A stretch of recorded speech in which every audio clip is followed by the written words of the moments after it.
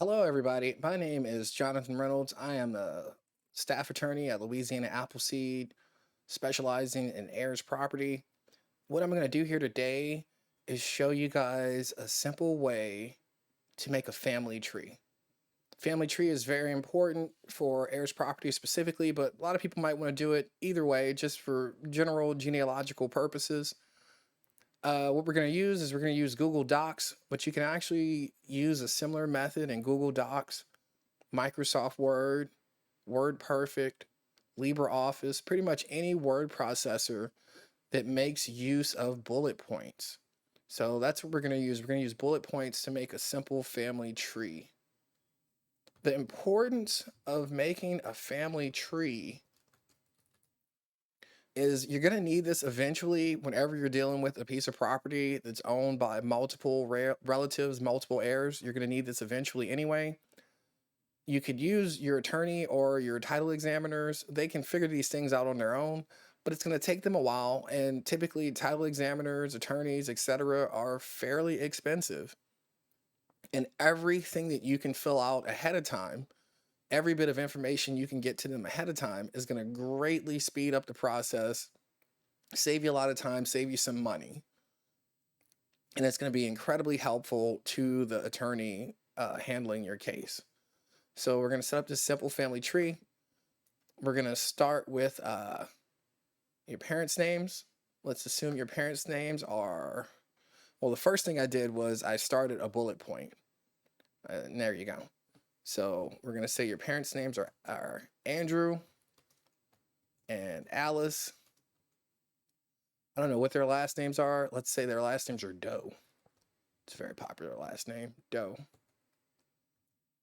And how many kids did Andrew and Alice have? Let's say they had 5 kids. Beatrice, Belinda. I cannot think of any male names that start with a B. Let's say Barlow, Benny, and Bertrude. I'm not even sure if Bertrude is a name, but it is a name today. So in the first level, we have Andrew and Alice. Doe, these are the people who originally bought the property, whatever year. And the importance of putting all their children down is if Andrew and Alice both passed intestate, and that means if they die and they don't have a current will, they don't have a will at the time, and it goes intestate, through the intestate laws of Louisiana, each of their heirs is going to inherit an equal percentage of ownership of the property. So Andrew and Alice die. Beatrice, Belinda, Barlow, Benny, Bertrude own the property. Now we want to mark down who are the heirs of Beatrice, Belinda, Barlow, Benny, and Bertrude. Let's say Beatrice has a few kids. Her kids' names are Clarette. I'm not sure if that's a name either. Cindy and Carlos. Belinda also has a few kids. Belinda's kids' names are Daryl, Dante, Danita. Danita. Barlow has a few kids. Barlow's kids' names are Erica, Elizabeth, Eric, Emmanuel. Benny has a few kids. Benny's kids' names are Flossie, Fiona, Ferdinand, Fitzgerald. This family has very interesting names in it. Don't hold me to that. Bertrude has a few kids. George, Janice. I've never in my life heard that name. I've heard the name, but I'm sure that's not how you spell it. Georgette. I'm not very creative. So now we're 3 generations in. We have Andrew and Alice Doe, and then we have their kids, Beatrice, Belinda, Barlow, Benny, Bertrude, and we have Andrew and Alice's grandchildren, Clarette, Cindy, Carlos, through Beatrice, Daryl, Dante, Danita, through Belinda, Eric, Elizabeth, Erica, Elizabeth, Eric, Emmanuel, through Barlow, Flossie, Fiona, Ferdinand, Fitzgerald, through Benny, George, Janice, Georgette, through Bertrude. Should any one of these children of Andrew and Alice be deceased, now their children will be in ownership of the property. Let's say Beatrice, she passed away. Let's put the year that Beatrice passed away. Let's say Beatrice died 2010. And in 2010, well, I forgot to put when Andrew and Alice died. Andrew and Alice died 1998. Let's say they were a good, sweet old couple and they died pretty soon to each other. Beatrice dies. She also does not have a will. She dies intestate.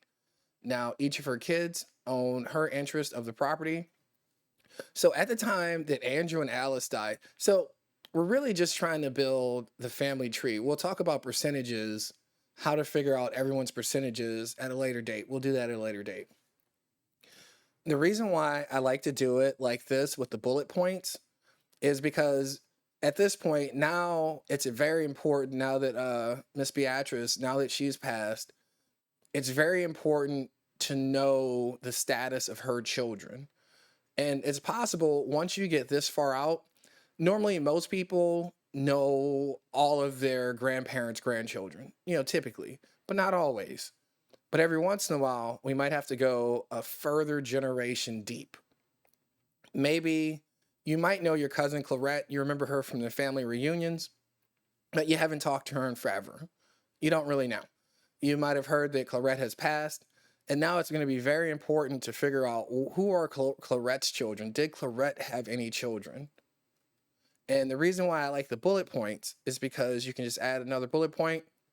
You press the tab button, and now this space would occupy the folks who are Clarette's children. And then you can build it out like this almost indefinitely. Obviously, there's the issue of paper, but since you're doing it on a computer, you don't really have to worry about the paper. It could look weird when you print it out if you get, 6 or 7 generations deep. But this is a really simple way. Well, let's see what Clarette's children's names are going to be. They're going to be Henrietta, Henry. Ooh, Harold was really struggling for age names right there. And Clarette, let's say Clarette died 2015. So now her children have what we would call in Louisiana season. Not to be confused, but seasoning. I don't even know. Yeah. And so now they're also partial owners of this property along with Belinda, Barlow, Benny, Bertrude. And that's assuming that Belinda, Barlow, Benny, and Bertrude are still living.